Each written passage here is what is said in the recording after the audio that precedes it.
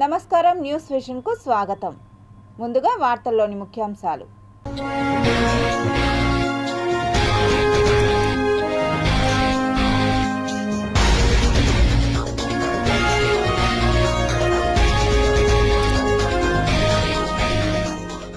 బంగ్లాదేశ్లో హిందువులపై ఆగని హింస, ఇళ్లను వదిలి వెళ్లిన కుటుంబాలు.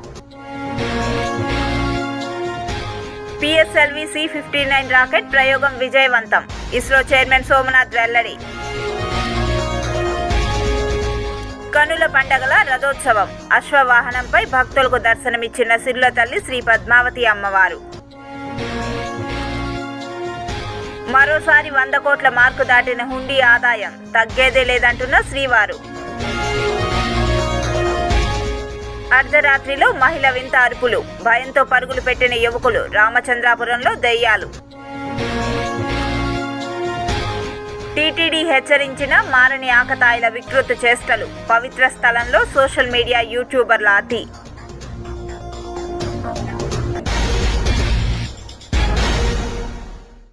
PSLV C-59 రాకెట్ విజయవంతంగా నింగిలోకి దూసుకెళ్లింది. ఏపీలోని శ్రీహరికోట షార్ నుంచి ఇస్రో సక్సెస్ఫుల్గా PSLV C-59 రాకెట్ ప్రయోగం చేపట్టింది. రాకెట్ ద్వారా ESA ప్రోబా 3 ఉపగ్రహాలను అంతరిక్ష కక్షలో ప్రవేశపెట్టనుంది. ISRO టెక్నాలజీ నైపుణ్యంతో NSIL నేతృత్వంలో ఉమ్మడిగా గ్లోబల్ మిషన్ నిర్వహించారు. PSLV C-59 రాకెట్ సక్సెస్పై ఇస్రో ట్వీట్ చేసింది. ఇది భారత్ గర్వించదగ్గ రోజు అని ఇస్రో ట్వీట్లో తెలిపింది. ప్రోబా 3 శాటిలైట్ కక్షలో ప్రవేశపెట్టనున్నారు. ప్రోబా 3 శాటిలైట్ను యూరోపియన్ స్పేస్ ఏజెన్సీ అభివృద్ధి చేస్తుంది. ఈ మిషన్లో coronagraph spacecraft, occulter spacecraft అనే 2 అంతరిక్ష నౌకలు ఉంటాయి. ఈ రెండిటి బరువు సుమారు 550 కిలోలు. వీటిని స్టాక్డ్ కాన్ఫిగరేషన్లో ఒకదానిపై మరొకటి అమర్చి రెండింటినీ కలిపి ఒకేసారి లాంచ్ చేశారు. యూరోపియన్ స్పేస్ ఏజెన్సీకి చెందిన ప్రోబా 3 ఉపగ్రహం సూర్యుడిపై పరిశోధనలు చేయనుంది. సూర్యకిరణాలను అధ్యయనం చేసే మిషన్ ప్రోబా 3లో 2 శాటిలైట్లు ఉన్నాయి. 310 కిలోల బరువుండే కరోనాగ్రాఫ్ స్పేస్ క్రాఫ్ట్, 240 కేజీల ఒకల్టా స్పేస్ క్రాఫ్ట్. ఈ జంట శాటిలైట్లు కక్షలో ల్యాబొరేటరీలా పనిచేస్తాయి. ఈ రెండూ కలిసి కృత్రిమ సూర్యగ్రహణాన్ని సృష్టిస్తాయి. ఆ తర్వాత ఆ కృత్రిమ గ్రహణాన్ని అధ్యయనం చేయనున్నాయి. భక్తుల మనోరథాన్ని అధిరోహించిన సిరుల తల్లి అందరికీ దర్శన భాగ్యం కల్పించారు. ఈ రోజు పద్మావతి అమ్మవారి రథోత్సవం కనుల పండుగగా సాగింది. తిరుచానూరు శ్రీ పద్మావతి అమ్మవారి బ్రహ్మోత్సవాల్లో 8వ రోజైన గురువారం ఉదయం రథోత్సవం వేడుకగా జరిగింది. ఉదయం 8 గంటలకు రథోత్సవం మొదలై ఆలయ 4 మాడ వీధుల్లో సాగింది. భక్తులు పెద్ద సంఖ్యలో రథాన్ని లాగారు. సర్వాలంకార శోభితమైన రథంలో ప్రకాశించే అలమేలు మంగ సకల దేవతా పరివారంతో వైభవోపేతంగా తిరు వీధులలో విహరించే వేళలో ఆ తల్లిని సేవించిన భక్తుల కోరికలు సిద్ధిస్తాయని విశ్వాసం. రథోత్సవం ఉత్సవం మాత్రమే కాదు, భక్తుల హృదయ క్షేత్రాలలో తాత్విక బీజాలు విత్తే ఒక యజ్ఞం. సింగారించిన పాల కడలి గారాల పట్టిని దర్శించిన వారికి జన్మాది దుఃఖాలు నశించి మోక్షం లభిస్తుంది. రథోత్సవం అనంతరం మధ్యాహ్నం 12 గంటల నుండి రథ మండపంలో అమ్మవారికి శాస్త్రోక్తంగా స్వపన తిరుమంజనం నిర్వహించారు. ఇందులో పసుపు, చందనం, పాలు, పెరుగు, తేనె, పన్నీరు, వివిధ రకాల ఫలాలతో అభిషేకం చేస్తారు. అనంతరం అమ్మవారికి విశేషంగా అలంకారం చేస్తారు.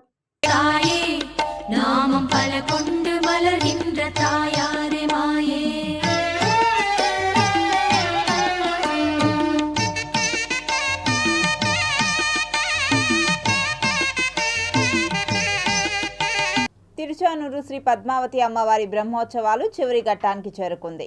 పద్మ సరోవరంలో చక్ర స్నాన మహోత్సవానికి సర్వం సిద్ధం చేసింది టీటీడీ. తిరుచానూరు శ్రీ పద్మావతి అమ్మవారి బ్రహ్మోత్సవాలలో చివరి రోజు ప్రధాన ఘట్టమైన పంచమి తీర్థానికి టీటీడీ అన్ని ఏర్పాట్లు పూర్తి చేసింది. చక్ర స్నానం కోసం కొత్త నీటితో పుష్కరిణి సిద్ధమైంది. శుక్రవారం మధ్యాహ్నం 12:15 అభిజిత్ లగ్నంలో పద్మ సరోవరంలో చక్ర స్నానం నిర్వహిస్తారు. పురాణాల ప్రకారం తన పతి అయిన శ్రీహరి తపస్సుకు మెచ్చి పద్మావతి అమ్మవారు పద్మ సరోవరంలో బంగారు పద్మంపై కార్తీక మాసం శుక్లపక్షం పంచమి తిథి ఉత్తరాషాఢ నక్షత్రం మంత్రముహూర్తంలో ఆవిర్భవించింది. అలాంటి పవిత్ర గడియలున్న పంచమి తీర్థం రోజున పుష్కరిణిలో స్నానం ఆచరిస్తే అమ్మవారు సకల సౌభాగ్యాలను ప్రసాదిస్తారని భక్తుల విశ్వాసం. అందుకే ఏటా పంచమి తీర్థానికి వేలాదిగా భక్తులు తరలివస్తుంటారు. ఒకసారి 30,000 మంది పుష్కరిణిలో స్నానాలు ఆచరించవచ్చని విజిలెన్స్ అధికారులు తెలిపారు. పుష్కరిణిలో తోపులాటలు జరగకుండా టీటీడీ విజిలెన్స్ ప్రత్యేక చర్యలు చేపట్టింది. తిరుచానూరులో 3 చోట్ల జర్మన్ షెడ్లతో ఏర్పాటు చేసిన హోల్డింగ్ పాయింట్ల నుంచే భక్తులు ఎవరైనా అమ్మవారి పుష్కరిణిలోకి వెళ్ళాలి. పుత్తూరు వైపు నుంచి వచ్చే భక్తులకు గోశాల, జడ్పీ హైస్కూల్, తిరుపతి, చంద్రగిరి, రేణిగుంట వైపు నుంచి వచ్చే భక్తులకు నవజీవన్ ఆసుపత్రి వద్ద హోల్డింగ్ పాయింట్లు ఏర్పాటు చేశారు. ఈ 3 చోట్ల నుంచి విడతల వారీగా ప్రత్యేక క్యూలైన్ ద్వారా పాత పోలీస్ స్టేషన్ వద్ద ఉన్న గేట్ నంబర్ 4 నుంచి పుష్కరిణిలోకి అనుమతిస్తారు. పుష్కరిణిలో స్నానాలు పూర్తి చేసుకున్న భక్తులను గేట్ నెంబర్ 5 గుండా ఘంటసాల విగ్రహం వైపు, గేటు నెంబర్ 6 నుంచి సమాజం వీధి గుండా తోలప్ప గార్డెన్ వైపు మళ్లిస్తారు. గేట్ నెంబర్ 3 నుంచి భక్తులకు వెలుపలకు వెళ్లడానికి ఏర్పాట్లు చేశారు. ఉదయం 10 గంటలకు భక్తులను పుష్కరిణిలోకి అనుమతిస్తామని అధికారులు తెలిపారు. పుష్కరిణిలోకి వెళ్లి రావడానికి 28 గేట్లు ఉన్నాయి. అందులో పసుపు మండపం వద్దనున్న 3ంటిని వీఐపీలు అమ్మవారి ఉత్సవమూర్తి రావడానికి వినియోగిస్తారు. టీటీడీ ఉద్యోగులను గేట్ నెంబర్ 3 నుంచి అనుమతిస్తారు. అప్పటి నుంచి భక్తులందరూ కూడా స్నానాలు చేయడానికి ఒకసారి 6,000 మంది చేయడానికి అవకాశం ఉంది. భక్తులు ఎవరో తొందరపడకుండా సాయంత్రం దాకా ఎటువంటి తొందర లేకుండా చేసుకోవడానికి అన్ని రకాల ఏర్పాట్లు చేయడం జరిగింది. ఇక్కడ స్నానాలు చేయడానికి ఇంజనీరింగ్ విభాగం నుంచి గేట్లు ఏర్పాటు చేయడం, అక్కడ క్యూ లైన్లు, బ్యారికేడ్లు ఇవన్నీ ఏర్పాటు చేయడం ఇబ్బంది లేకుండా, అలాగే మనకి సెక్యూరిటీ సిబ్బంది కూడా సుమారు 1,500 మంది పోలీసు సిబ్బంది, అలాగే 600 మంది విజిలెన్స్ సిబ్బంది కూడా ఈ కార్యక్రమంలో పాల్గొంటున్నారు. తిరుమల గోగర్భన్ డ్యాం వద్ద ప్రత్యేక పూజలు చేశారు టీటీడీ చైర్మన్ బిఆర్ నాయుడు. గత కొద్ది రోజులుగా తిరుమలలో కురిసిన వర్షాలతో జలాశయాలు నిండు కుండను తలపిస్తున్నాయి. నీటి నిల్వలు పూర్తి స్థాయికి చేరుకోవడంతో గోగర్భన్ డ్యాం వద్ద గురువారం టీటీడీ ప్రత్యేక పూజలు నిర్వహించింది. ఈ కార్యక్రమంలో టీటీడీ చైర్మన్ బిఆర్ నాయుడు, అదనపు ఈవో సిహెచ్ వెంకయ్య చౌదరి పాల్గొని పూజలు నిర్వహించి జలహారతి సమర్పించారు. ఈ సందర్భంగా అదనపు ఈవో మాట్లాడుతూ వర్షాలు సమృద్ధిగా కురవడంతో తిరుమలలోని గోగర్భం, ఆకాశగంగా, పాప వినాశనం డ్యాంలు పూర్తిగా నిండాయని తెలిపారు. మరోసారి వర్షం పడితే కుమారధార, పసుపుధార డ్యాంలు కూడా నిండిపోతాయని చెప్పారు. ప్రస్తుతం తిరుమలలో రోజుకు 50 లక్షల గ్యాలన్ల నీరు వినియోగం అవుతుందని పేర్కొన్నారు. ప్రస్తుత నీటి నిల్వలు 300 రోజుల తాగునీటి అవసరాలకు సరిపోతాయని తెలియజేశారు. ఈ కార్యక్రమంలో టీటీడీ బోర్డు సభ్యులు Shantaram, deputy EO Lokanatham, water works EE Sudhakar, VCO Surendra, ఇతర అధికారులు పాల్గొన్నారు. పైన మీకు తెలుసు 5 డ్యాములు ఉన్నాయి. ఈ 5 డ్యాముల్లో కూడా 3 డ్యామ్స్ దాదాపుగా నిండిపోయాయని చెప్పొచ్చు.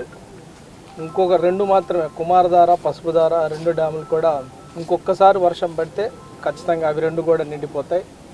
దీనివల్ల ఇప్పుడు ఈ 5 డ్యాముల్లో ఉన్న ఈ రోజుకున్న నీటి మట్టం, అలానే కళ్యాణ్ డ్యామ్కి మనకొచ్చే షేర్ను కూడా కలుపుకుంటే దాదాపు 300 రోజుకి మనకి వాటర్ గ్యారంటీ ఉంది తిరుమలకి. దీనివల్ల మనకి ఏ రకమైన ఇబ్బందులు రాబోయే రోజుల్లో, ఈవెన్ సమ్మర్కి వచ్చే ఏ రకమైన సమస్యలు కూడా ఉండవని అనుకుంటున్నాము. సో దీంట్లో ప్రధానంగా మనం రోజుకు కూడా దాదాపు 50 లక్షల గ్యాలన్లు వాడటం జరుగుతుంది. దీంట్లో 20 లక్షల గ్యాలన్లు మన రిసోర్స్ నుంచి, ఇక్కడ పైన వాటి నుంచి తీసుకుంటే 30 లాక్ గ్యాలన్స్ తిరుమలలో మన తిరుపతి కళ్యాణ్ డ్యామ్ నుంచి తీసుకోవడం జరుగుతుందన్నమాట. తిరుమలలో నేడు భక్తుల రద్దీ సాధారణంగానే ఉంది. గురువారం కావడంతో భక్తులు పెద్ద సంఖ్యలో లేరు. వీధులలో కూడా పెద్దగా భక్తులు కనిపించడం లేదు. దర్శనానికి సులువుగానే అనుకున్న సమయంలో పూర్తవుతుంది. పెద్దగా వేచి ఉండకుండానే శ్రీవారి దర్శనం పూర్తి అవుతుండడంతో భక్తులు ఆనందం వ్యక్తం చేస్తున్నారు. శ్రీవారి చెంత కూడా పెద్దగా తోపులాట లేకుండానే కనులారా స్వామివారిని చూసుకునే భాగ్యం కలుగుతుందని భక్తులు హ్యాపీ ఫీల్ అవుతున్నారు. రద్దీ ఎక్కువగా ఉన్న సమయంలో క్షణకాలం కూడా స్వామి చెంత ఉంచే అవకాశం లేదు.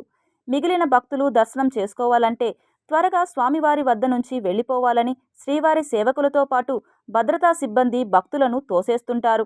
దీంతో అంత దూరం తిరుమలకు వెళ్లి ఏడుకొండల వాణ్ణి మనస్ఫూర్తిగా కనులారా దర్శించుకునే వీలు కలగడం లేదని అనేక మంది భక్తులు ఆవేదన చెందుతుంటారు. అయితే రద్దీ తక్కువగా ఉన్న సమయంలో మాత్రం పెద్దగా వాళ్లు కూడా భక్తులను ఇబ్బంది పెట్టకుండా స్వామివారిని తృప్తిగా చూసుకునేందుకు వీలు కల్పిస్తున్నారు. తిరుమలలో రేపటి నుంచి మళ్లీ భక్తుల రద్దీ పెరిగే అవకాశముందని తిరుమల తిరుపతి దేవస్థానం అధికారులు అంచనా వేస్తున్నారు. ఈ రోజు తిరుమలలోని వైకుంఠం క్యూ కాంప్లెక్స్లోని 4 కంపార్ట్మెంట్లలోనే భక్తులు శ్రీవారి దర్శనం కోసం వేచి ఉన్నారు. ఉచిత దర్శనం క్యూలైన్లోకి టోకెన్లు లేకుండా ఉదయం ప్రవేశించిన భక్తులకు శ్రీవారి దర్శనం 8 గంటల సమయం పడుతుందని అధికారులు తెలిపారు. టైం స్లాట్ దర్శనం భక్తులకు 2 గంటల సమయం పడుతుందని చెప్పారు. 300 రూపాయల ప్రత్యేక దర్శనం టికెట్లు కొనుగోలు చేసిన భక్తులకు శ్రీవారి దర్శనం 2 నుంచి 3 గంటల సమయం పడుతుందని అధికారులు తెలిపారు. నిన్న తిరుమల శ్రీవారిని 65,265 మంది భక్తులు దర్శించుకున్నారు. వీరిలో 21,383 మంది భక్తులు తమ తల నీలాలను సమర్పించి మొక్కులు చెల్లించుకున్నారు. తిరుమల శ్రీవారి హుండీ ఆదాయం 3.27 కోట్ల రూపాయలు వచ్చిందని అధికారులు తెలిపారు. తిరుమల శ్రీవారి హుండీ ఆదాయం మరోసారి 100 కోట్ల మార్కును దాటింది. వరుసగా 33వ నెల 100 కోట్ల మార్కుని దాటింది. నవంబర్ నెలలో స్వామివారికి హుండీ ద్వారా 111 కోట్ల రూపాయల ఆదాయం లభించింది. దీనితో ఈ ఏడాది మొత్తంగా స్వామివారికి 11 నెలల కాలంలో హుండీ ద్వారా 1,253 కోట్ల రూపాయల ఆదాయం లభించినట్టు అయ్యింది. కాగా కలియుగ ప్రత్యక్ష దైవమైన శ్రీవారి దర్శనార్థం నిత్యం వేల సంఖ్యలో భక్తులు తిరుమలకు తరలి వస్తుంటారు. స్వామివారి దర్శనార్థం తిరుమలకు విచ్చేసే భక్తులు తమ మొక్కులు చెల్లింపులో భాగంగా హుండీలో కానుకలు సమర్పిస్తుంటారు. ఇలా స్వామివారికి నిత్యం 3 కోట్ల నుంచి 5 కోట్ల వరకు హుండీ ద్వారా ఆదాయం లభిస్తుంది. దీనితో నెలకి 100 కోట్లు పైగా స్వామివారికి హుండీ ద్వారా లభిస్తుండగా ఏడాదికి హుండీ ద్వారా లభించే ఆదాయం 1,300 కోట్లను దాటేస్తుంది. ఈ ఏడాది వరుసగా స్వామివారిని 33వ నెల కూడా హుండీ ఆదాయం 100 కోట్ల మార్కుని దాటింది. కోవిడ్ కాలంలో తగ్గిన స్వామివారి హుండీ ఆదాయం అటు తర్వాత 2022 మార్చి నుంచి కూడా ప్రతి నెల 100 కోట్ల మార్కును దాటుతూ వస్తుంది. కాకపోతే గత ఏడాదితో పోలిస్తే మాత్రం ఈ ఏడాది స్వామివారికి లభిస్తున్న కానుకలు కొంత తగ్గుముఖం పట్టింది. ఇలా ఈ ఏడాది ఇప్పటి వరకు శ్రీవారికి 1,253 కోట్ల రూపాయల ఆదాయం లభించింది. డిసెంబర్ నెలతో కలిపితే స్వామివారి హుండీ ఆదాయం 1,360 కోట్ల వరకు చేరుకునే అవకాశాలు కనిపిస్తున్నాయి. కలియుగ ప్రత్యక్ష దైవం తిరుమల శ్రీ వెంకటేశ్వర స్వామి దర్శనానికి ప్రతిరోజు వేలాది మంది భక్తులు తరలివస్తుంటారు. అయితే కొందరు భక్తులు చేసే పిచ్చి చేష్టలు మిగతా భక్తులకు ఇబ్బందికరంగా మారుతున్నాయి. తిరుమలలో ఫోటోషూట్లు, రీల్స్ చేయడం లాంటివి నిషేధించిన తిరుమల తిరుపతి దేవస్థానం టీటీడీ ఎన్నిసార్లు హెచ్చరించినా కొందరు భక్తులు, యూట్యూబర్లు తీరు మార్చుకోవడం లేదు. లైక్ల కోసం పవిత్రమైన చోట బూతు పాటలకు రీల్స్ చేస్తూ వెగటు పుట్టిస్తున్నారు. తాజాగా అలిపిరి టోల్గేట్ వద్ద పుష్ప 2 మూవీలోని కిస్సిక్ సాంగ్కు డాన్స్ చేసింది ఓ యువతి. అలిపిరి టోల్గేట్ ముందు డాన్స్ చేసిన ఆ వీడియోను యువతి తన ఇన్స్టాగ్రామ్ పేజీలో పోస్ట్ చేయడంతో ఈ వ్యవహారం వెలుగులోకి వచ్చింది. ఆ వీడియోపై తీవ్ర ఆగ్రహం వ్యక్తం చేస్తున్నారు భక్తులు. ఇలాంటి వారిపై కేసులు పెట్టాలని డిమాండ్ చేస్తున్నారు. మొన్న అలిపిరి మెట్ల వద్ద పులి అంటూ బిగ్ బాస్ ఫేమ్ యువతి రీల్ చేయడం, ఇలా వరుస ఘటనలు జరుగుతుండడంపై భక్తులు మండిపడుతున్నారు. విద్యార్థులలో దాగి ఉన్న నైపుణ్యతను వెలికి తీసేందుకు క్రీడలు ఎంతగానో ఉపయోగపడతాయని తిరుపతి జిల్లా కలెక్టర్ వెంకటేశ్వర్ పేర్కొన్నారు. తిరుపతి తుడా మార్గంలోని మల్టీ స్పోర్ట్స్ కాంప్లెక్స్ను తిరుపతి జిల్లా collector Venkateshwar, MLA Arani Srinivasulu, mayor doctor Sirisha, commissioner Maurya, మాజీ శాసనసభ్యురాలు సుగుణమ్మ, శాప్ చైర్మన్ రవినాయుడు తదితరులు విచ్చేసి స్పోర్ట్స్ కాంప్లెక్స్ను ప్రారంభించారు. ఈ సందర్భంగా వారు మీడియాతో మాట్లాడుతూ ఆంధ్రప్రదేశ్ రాష్ట్ర ముఖ్యమంత్రి నారా చంద్రబాబు నాయుడు, ఉప ముఖ్యమంత్రి పవన్ కళ్యాణ్ క్రీడలపై ప్రత్యేక శ్రద్ధ వహించారని, క్రీడలలో రాణించి జాతీయ స్థాయి, ఒలింపిక్స్ క్రీడలలో విజేతలుగా నిలవాలని అన్నారు. తిరుపతిలో ఉంటున్న క్రీడాకారుల దృష్ట్యా ఈ ఇండోర్ స్టేడియంలో ప్రారంభించడం జరిగిందని, ఈ అవకాశాన్ని క్రీడాకారులు సద్వినియోగం చేసుకోవాలన్నారు. శాంక్షన్ చేయడం జరిగింది. అది ఇప్పటికి పూర్తి చేసుకొని ఈరోజు ప్రారంభించడం, తిరుపతి ప్రజలకు అందుబాటులోకి తేవడం, ఈ క్రీడాకారులకు ప్రోత్సహించడం చాలా సంతోషంగా ఉంది. ఈ యొక్క స్పోర్ట్స్ కాంప్లెక్స్లో బాస్కెట్బాల్, టేబుల్ టెన్నిస్, ఫుట్బాల్, ఈ చిన్న చిన్న ఆటలన్నింటినీ కూడా ఇక్కడ క్రీడాకారులకు జరుగుతూ ఉంది. చాలా సంతోషంగానే కూడా తెలియజేసుకుంటూ, ఇదే విధంగా స్మార్ట్ సిటీ ఫండ్స్లో తిరుపతి పలు అభివృద్ధి కార్యక్రమాలు జరిగాయి. అదేవిధంగా మున్సిపల్ నిధులతో తిరుపతిని ప్యాచ్ వర్క్లు ఎక్కడ గుంతలు లేకుండా చేయడం జరుగుతోంది. ప్రజలందరికీ కూడా ఎన్నో స్పోర్ట్స్ ఫెసిలిటీస్ ఇక్కడ అందుబాటులోకి తీసుకురాబోతున్నాం. 2 షటిల్ కోర్ట్స్, ఒక బాస్కెట్బాల్ కోర్ట్, ఒక volleyball court with seating arrangement, అదేవిధంగా మనకి జిమ్ ఫెసిలిటీ, అదేవిధంగా ఇండోర్ గేమ్స్ ఏదైతే ఉన్నాయో క్యారమ్స్, అదేవిధంగా ఎయిర్ హాకీ లాగా అన్నీ చూసుకున్నట్టయితే ఒక model state of the art infrastructure మనం ఈరోజు అందుబాటులోకి తీసుకురాబోతున్నాం. దీనికి స్మార్ట్ సిటీ అధికారులతో పాటు మన పబ్లిక్ రిప్రజెంటేటివ్స్ అందరూ కూడా, మరీ ముఖ్యంగా మన శాప్ చైర్మన్ గారి ఆధ్వర్యంలో, అదేవిధంగా గౌరవ శాసనసభ్యులు గారి ఆధ్వర్యంలో, మిగతా ప్రజాప్రతినిధుల ఆధ్వర్యంలో దీన్ని తిరుపతి ప్రజలందరికీ ఈరోజు అందించడం ఎంతో సంతోషకరంగా ఉంది. నేషనల్ గేమ్స్కి వేదికగా కావాలని కూడా స్పష్టమైన ఆదేశాలు జారీ చేయడం జరిగింది.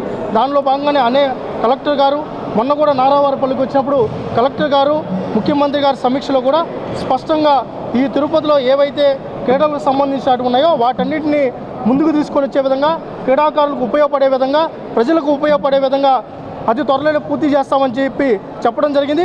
దానిలో భాగంగానే ఈరోజు ఈ మున్సిపల్ పరిధిలో ఏదైతే ఉందో ఈ ఇండోర్ స్టేడియంని ప్రారంభించడంతో పాటు మేము ఒకటే అప్పీల్ చేస్తున్నాం, ఇటు తిరుపతి ప్రజలకు కానీ క్రీడాకారులకు కానీ దీన్ని సద్వినియోగం చేసుకోవాలి.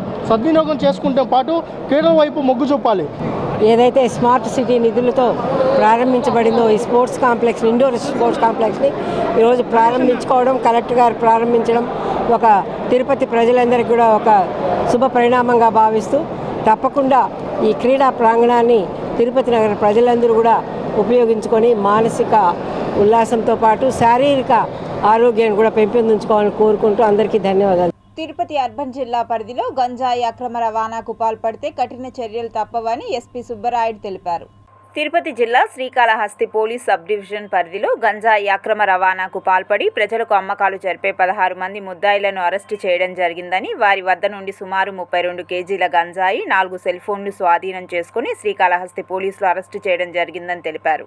నిషేధిత గంజా అక్రమ రవాణాకు ఎట్టి పరిస్థితుల్లో కూడా ఉపేక్షించబోయేది లేదని, ఇప్పటికే జిల్లాలో ప్రత్యేక బృందాలు జిల్లా వ్యాప్తంగా చురుకుగా పనిచేస్తూ గంజాయి నిర్మూలనకు ప్రత్యేక శ్రద్ధ వహిస్తున్నామన్నారు. ప్రజల నుండి సహకారం అందిస్తే గంజాయిని కూకటి వేళ్లతో పెకిలించేస్తామని తెలిపారు. వీళ్ళందరూ కూడా తిరుపతి నగరానికి తీసుకురావడం కంటే కూడా అటు తమిళనాడు,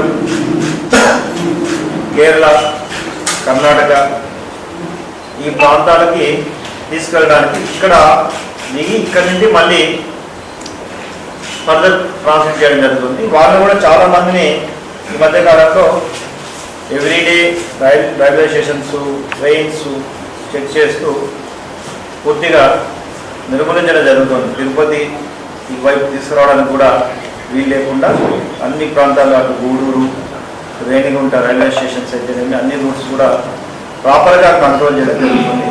అదేవిధంగా తిరుపతి జిల్లాలో ఎక్కడైనా ఈ గాంజా సప్లై చేసే వాళ్ళని మరియు కన్జ్యూమర్స్ వీళ్ళని కూడా పోలీస్ స్టేషన్ మీద ఐడెంటిఫై చేసి వారిపై కూడా నిఘా ఉంచడం,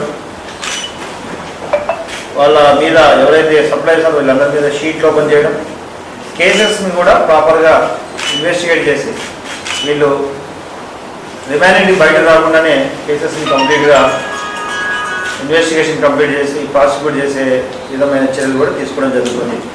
డిసెంబర్ 6 నుండి జనవరి 8వ తేదీ వరకు గ్రామాల్లో నిర్వహించే రెవెన్యూ సదస్సులను విజయవంతం చేయాలని జిల్లా కలెక్టర్ సుమిత్ కుమార్ ఆదేశించారు. గురువారం చిత్తూరు జిల్లా కలెక్టర్ కార్యాలయంలో మీడియాతో మాట్లాడుతూ ప్రతిష్టాత్మకంగా 4 రోజుల పాటు గ్రామ సభలు నిర్వహించడం జరుగుతుందని అన్నారు. నిర్దేశించిన గ్రామాల్లో ఉదయం 9 గంటలకు రెవెన్యూ అధికారులు ప్రజల నుండి వినతులు స్వీకరించి సమస్యలు పరిష్కరించాలని ఆదేశించారు. అండ్ ముఖ్యంగా రెవెన్యూ సమస్య సంబంధించి, రెవెన్యూ ఇష్యూ సంబంధించి tahsildars, deputy tahsildars, mandal surveyor, VROs, village surveyor వాళ్ళు బేసిక్లీ గ్రామంకి వెళ్తారు. గ్రామంలో వెళ్ళి పూర్తిగా ఒకరోజు అక్కడ ఉండి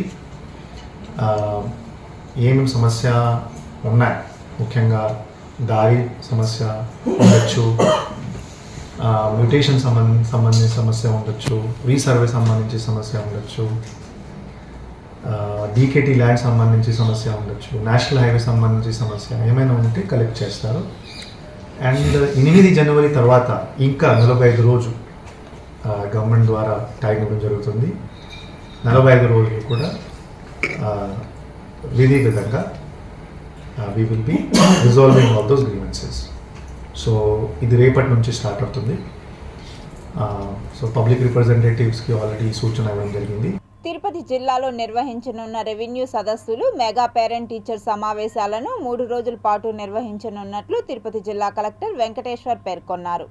ఈ రెవెన్యూ సదస్సులు 2017 తర్వాత నిర్వహించుకోవడం జరుగుతుంది, సుమారుగా 8 ఏళ్ల తర్వాత.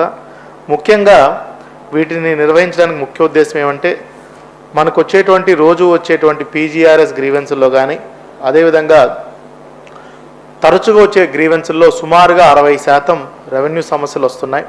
సో వీటన్నిటినీ ఒకే వేదిక కింద రిసీవ్ చేసుకొని పరిష్కారం చేయటం కోసం, మరీ ముఖ్యంగా చాలామంది రెవెన్యూ ఆఫీసెస్ చుట్టూ తరచుగా తిరగటం అది తగ్గించడం కోసం, అదేవిధంగా లాంగ్ స్టాండింగ్ డిస్ప్యూట్స్ ఏదైతే ఉన్నాయో అది కొంచెం అమికబుల్గా సెటిల్ చేయటం కోసం, మరీ ముఖ్యంగా పేద బడుగు బలహీన వర్గాలకు సంబంధించినటువంటి వాళ్ళవి రెవెన్యూ సమస్యలన్నీ కూడా ఒకే రోజు వీలైనంత వరకు రిసీవ్ చేసుకొని అదే రోజు పరిష్కారం కానీ, లేదంటే ఒక 45 రోజులు పెట్టుకొని వాటిని పరిష్కారం చేసే విధంగా చర్యలు తీసుకోవడానికి రెవెన్యూ సదస్సులు పెడుతున్నాం. మఠాల వ్యవహారంలో వస్తున్న అవినీతి అక్రమాలను నిగ్గు తేల్చేందుకు ఏర్పాటు చేసిన కామన్ కమిటీ విచారణలో ఆసక్తికర అంశాలు వెలుగు చూస్తున్నాయి. తిరుమలలోని మఠాల అక్రమాలపై టీటీడీ దృష్టి సారించింది. 300 మందితో జరిగే వివాహానికి ఓ మఠం నిర్వాహకులు ఏకంగా 18 లక్షలు డిమాండ్ చేయడం, ధర అటూ ఇటూ ఉన్న చాలా వరకు మఠాల్లో ఇటువంటి ఘటనలు పరిపాటిగా మారినట్లు ఫిర్యాదులు అందడం, ఇతర మార్గాల్లోనూ ఉల్లంఘనలు కొనసాగిన నేపథ్యంలో టీటీడీ ఉన్నతాధికారులు ఇటీవల విచారణకు ఓ కమిటీని నియమించారు. తిరుమలలో 33 మఠాలు ఉన్నాయి. భారీ భవంతులతో కొలువు తీరిన వీటిలో గదులను 1000 రూపాయల నుంచి 2500 వరకు అద్దెకు కేటాయిస్తున్నాయి. బయటి భక్తుల కన్నా మఠాలు, అనుబంధ సంఘాల ప్రతినిధులు వారి అనుచరులకే ఎక్కువగా కేటాయిస్తుంటారు. సాధారణంగా హోటళ్లు, లాడ్జీలు, మఠాలు గదులను అద్దెకు ఇచ్చి ఆదాయాన్ని సంపాదించే క్రమంలో కేంద్ర, రాష్ట్ర ప్రభుత్వాలకు CGST, SGST చెల్లించాలి. ఓవైపు టీటీడీ భక్తుల నుంచి వసూలు చేసి చెల్లిస్తుండగా తిరుమలలో గదులను అద్దెకు ఇస్తున్న మఠాలు పన్ను చెల్లించట్లేదని గుర్తించారు. ఈ అంశంపై ఇప్పటి వరకు తనిఖీలే జరగనట్లు తెలుస్తోంది. తిరుమలలో 13 మఠాల్లో వివాహాలు జరుగుతుండగా కొన్నింటిని మఠాల ప్రతినిధులే నిర్వహిస్తుండగా మరికొన్నిటిని తిరుమలలో వివాహాలు, ఫంక్షన్లు నిర్వహించే కాంట్రాక్టర్లు నెలకు 40 లక్షల నుంచి 1 కోటి వరకు చెల్లించి లీజుకు తీసుకుంటున్నారు. తదనంతరం వారు ఇష్టారాజ్యంగా గదులు బ్లాక్లో విక్రయించడం, వివాహాలకు లక్షలు వసూలు చేస్తూ అంతిమంగా భక్తులపై భారం మోపుతున్నారు. ప్రభుత్వ ఆదాయానికి గండి కొట్టడం వంటివి చేస్తున్నారు. కమిటీ విచారణ నేపథ్యంలో ముందుగా కేంద్ర, రాష్ట్ర ప్రభుత్వాలకు పన్నులు చెల్లించకపోవడంపై ఫిర్యాదులు అందాయి. మఠాల్లో వివాహాలు చేసుకునే కుటుంబాల నుంచి భారీగా నగదు వసూలు చేయడం, అద్దె గదులకు అధిక ధరలు వసూలు చేయడంపైన కమిటీ దృష్టి సారించింది. త్వరలో మఠాల్లో జరుగుతున్న అక్రమాలపై కమిటీ ఓ నివేదిక అందించి వాటి అడ్డుకట్టకు సిఫార్సులు చేయనుంది. తిరుపతి నగర అభివృద్ధికి కూటమి ప్రభుత్వం కట్టుబడి ఉందని, అందులో భాగంగా ఆధ్యాత్మిక నగరాన్ని అభివృద్ధి పదంలో నడిపించేందుకు అనేక సంస్కరణలు తీసుకురావడం జరిగింది. 35వ డివిజన్లో 33 లక్షల రూపాయల పనులను Tirupati MLA Arani Srinivasulu, mayor doctor Sirisha విచ్చేసి భూమి పూజ కార్యక్రమంను నిర్వహించారు. ఇవాళ తిరుపతి నగరపాలక సంస్థ పరిధిలో ఉన్నటువంటి భవానీ నగర్ 35వ డివిజన్లో కార్పొరేటర్ ఆర్సి మునికృష్ణ గారి వార్డులో అండర్గ్రౌండ్ డ్రైనేజ్ వర్క్, అంటే దాదాపుగా 4 వీధులు కలిపి పాత డ్రైనేజ్ని మారుస్తూ ఇవాళ 40 లక్షలతో ఆ వర్క్ని ప్రారంభించడం జరిగింది. సో ఈ పూజా కార్యక్రమంలో గౌరవనీయులు ఎమ్మెల్యే గారు అలాగే నాయకులు అందరూ కూడా పాల్గొనడం జరిగింది. దక్షిణ మధ్య రైల్వేస్లో ప్రధాన సంఘాలైన south central railway employees Sangh, south central Mazdoor యూనియన్లు ప్రధానంగా పోటీ పడుతున్నాయి. గుంతకల్ డివిజన్ ఎన్నికలు 2 రోజుల పాటు నిర్వహించనున్నారు. ఓట్లు వేసేందుకు ఓటర్లు భారీ సంఖ్యలో పోలింగ్ స్టేషన్లకు చేరుకున్నారు. ఈరోజు ఈ ట్రేడ్ యూనియన్ ఎలక్షన్స్ ఏఆర్ఎఫ్ మా లీడర్ శివగోపాల్ మిశ్రా గారు and south central railway Mazdoor union general secretary comrade Shankarrao sir గారు అండ్ మా డివిజనల్ సెక్రటరీ విజయ్ కుమార్ గారు ఆధ్వర్యంలో ఈ ట్రేడ్ యూనియన్ ఎలక్షన్లో మజ్దూర్ యూనియన్కి ప్రతి ఒక్క కార్మికులు, అన్ని డిపార్ట్మెంట్ కార్మికులు బ్రహ్మరథం పడుతున్నారు. ఇదే విధంగా ఈ ట్రేడ్ యూనియన్ ఎలక్షన్స్లో మేము ముందు స్థానంలో ఉండి కార్మికులకు మాకు సర్వీస్ చేసినటువంటి ఈ ఎంప్లాయీస్ అందరికీ మద్దతు తెలిపిన అందరికీ ఈ ఫ్యూచర్లో కూడా మేము ఇంకా మెరుగ్గా సేవలు అందించి కాబట్టి ఈ విధంగా కార్మికులందరికీ మజ్దూర్ యూనియన్ తరఫున మేము ధన్యవాదాలు తెలుపుతున్నాం. ఇటువంటి ట్రేడ్ యూనియన్ ఎలక్షన్స్ జరగడం 2007లో మొదటిసారి, 2013లో రెండోసారి, ఈసారి మూడోసారి 2024లో జరుగుతున్నాయి. కాబట్టి ఇటువంటి ఎలక్షన్స్ ఇక ఫ్యూచర్లో ఉంటాయో లేవో, మన గవర్నమెంట్ ఎటువంటి డెసిషన్ తీసుకుంటుందో తెలియదు. కాబట్టి ఇప్పుడు ఈసారి పకడ్బందీగా గుర్తింపు కోసం ప్రతి ఒక్కరూ కృషి చేస్తున్నారు. మా స్టాఫ్ అందరూ కానీ మన ఎంప్లాయీస్ కార్యకర్తలు కానీ అందరూ కూడా అహర్నిశలు శ్రమించి గత 2 నెలలుగా ప్రచారంలో పాల్గొంటూ అన్ని విధాలా కోఆపరేట్ చేశారు. తిరుపతి మహతీ కళాక్షేత్రంలో డిసెంబర్ 27, 28, 29 3 రోజుల పాటు జరిగే నాటక ప్రదర్శనలకు సంబంధించిన కరపత్రాలను శాసనసభ్యుల నివాసంలో ఆరణి శ్రీనివాసులు ఆవిష్కరించి ప్రజలను ఆహ్వానించారు. అంతరించిపోతున్న కళలను ఆదరించాల్సిన బాధ్యత ప్రతి ఒక్కరిపై ఉందని పిలుపునిచ్చారు. ఈరోజు ఎన్ని పనులున్నా కూడా మన పవన్ కళ్యాణ్ గారు ఈ నాటక రంగాన్ని అభివృద్ధికి తీసుకొస్తూ అదేవిధంగా మన ముఖ్యమంత్రి నారా చంద్రబాబు నాయుడు గారు దీనిపైన ప్రత్యేక శ్రద్ధ కూడా చూపించి నాటకాలకు అధిక ప్రాధాన్యత ఇచ్చి కళా పోషణకు అధిక ప్రాధాన్యత ఇచ్చి అందరికి కూడా ఈ నాటకాలలో అత్యధిక శ్రద్ధ చూపుతున్నారు. వాళ్ళకు మనస్ఫూర్తిగా అభినందిస్తూ ఈ నాటకాలు ఇక్కడ చేస్తున్న తిరుపతి కళాకారులు అందరూ కూడా ఇంకా పెద్ద ఎత్తున చేయాలనేసి కూడా మనస్ఫూర్తిగా కోరుకుంటున్నాను. శ్రీ వెంకటేశ్వర విశ్వవిద్యాలయం మరియు ఎస్వి వైద్య కళాశాల పరిశోధనలపై పరస్పర ఒప్పందాన్ని చేసుకోవడం జరిగిందని వైస్ ఛాన్సలర్ అప్పారావు తెలిపారు. ఎస్వి యూనివర్సిటీలోని వైస్ ఛాన్సలర్ కార్యాలయంలో ఎస్వి మెడికల్ కాలేజ్ మరియు వెంకటేశ్వర విశ్వవిద్యాలయం పరస్పర ఒప్పందం కుదుర్చుకున్నారు. ఈ సందర్భంగా వారు మీడియాతో మాట్లాడుతూ వైద్య పరిశోధనలో వస్తున్న పలు మార్పులను పరిశోధించేందుకు సైన్స్ అసోసియేషన్ సైన్స్ ఎస్వి విశ్వవిద్యాలయం మరియు ఎస్వి వైద్య కళాశాల పరస్పరం ఒప్పందం కుదుర్చుకోవడం 60 ఏళ్లలో ఇదే మొదటిసారి అని, ఈ ఒప్పందం వలన విశ్వవిద్యాలయం విద్యార్థులకు వైద్య విద్యార్థులకు ఎంతో అనువైన పరిశోధన చేసేందుకు ఇలాంటి ఒప్పందం ముఖ్యమైన ఘట్టమని అన్నారు. విద్యార్థులకు పరిశోధనపై మంచి పట్టు సాధించుటకు MOU ఎంతైనా అవసరమని, పరిశోధనలకు శ్రీ వెంకటేశ్వర విశ్వవిద్యాలయం అనువుగా ఉపయోగకరంగా ఉంటుందని హర్షం వ్యక్తం చేశారు. తిరుపతి జిల్లా రామచంద్రాపురం మండలం నెత్తకుప్పం పంచాయతీలో అర్ధరాత్రుల్లో మహిళ వింత అరుపులు కొందరు యువకులను భయాందోళనకు గురిచేశాయి. ఎల్వీపురం గ్రామం కట్లకనం దగ్గర బైక్పై వెళుతున్న యువకులకు చీకట్లో మహిళ కంటపడడంతో యువకులు భయంతో పరుగులు పెట్టారు. చీకటిలో మహిళ వింతగా అరవడంతో యువకులు భయపడ్డారు. ఓ యువకుడు తన సెల్ ఫోన్తో ఫోటోలు వీడియోలు తీశాడు.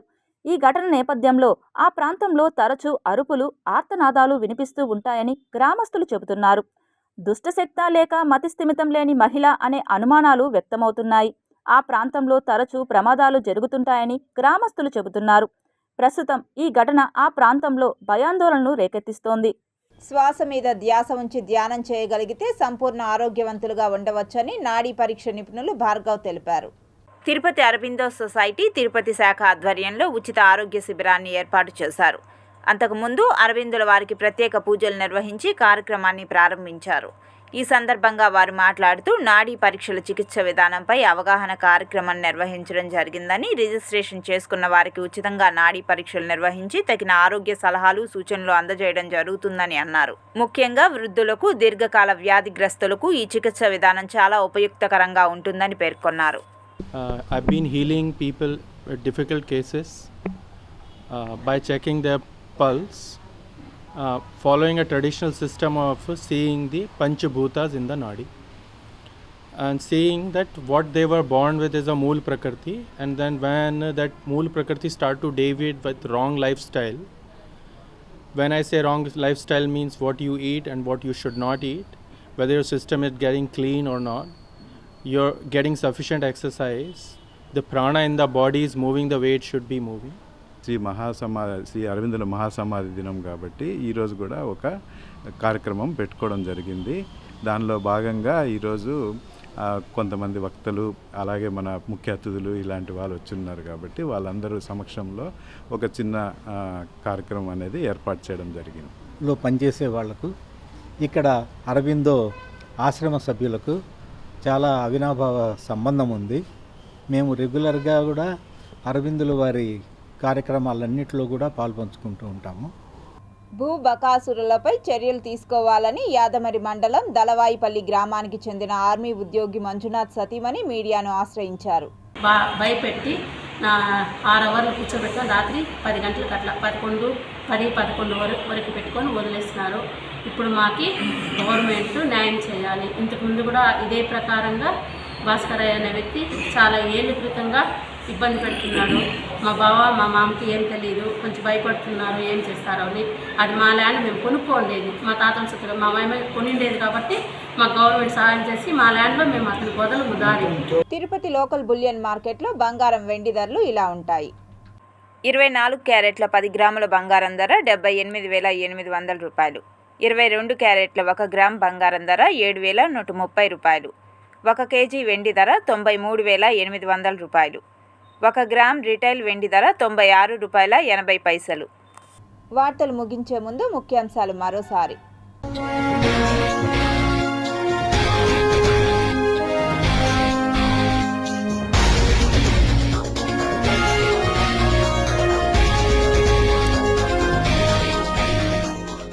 బంగ్లాదేశ్లో హిందువులపై ఆగని హింస, ఇళ్లను వదిలి వెళ్లిన కుటుంబాలు. PSLV C-59 రాకెట్ ప్రయోగం విజయవంతం, ఇస్రో చైర్మన్ సోమనాథ్ వెల్లడి. కనుల పండగల రథోత్సవం, అశ్వవాహనంపై భక్తులకు దర్శనమిచ్చిన సిరుల తల్లి శ్రీ పద్మావతి అమ్మవారు. మరోసారి 100 కోట్ల మార్కు దాటిన హుండీ ఆదాయం, తగ్గేదే లేదంటున్న శ్రీవారు. అర్ధరాత్రిలో మహిళ వింత అరుపులు, భయంతో పరుగులు పెట్టిన యువకులు, రామచంద్రాపురంలో దెయ్యాలు. టీటీడీ హెచ్చరించిన మారని ఆకతాయిల వికృత చేష్టలు, పవిత్ర స్థలంలో సోషల్ మీడియా యూట్యూబర్ల అతి.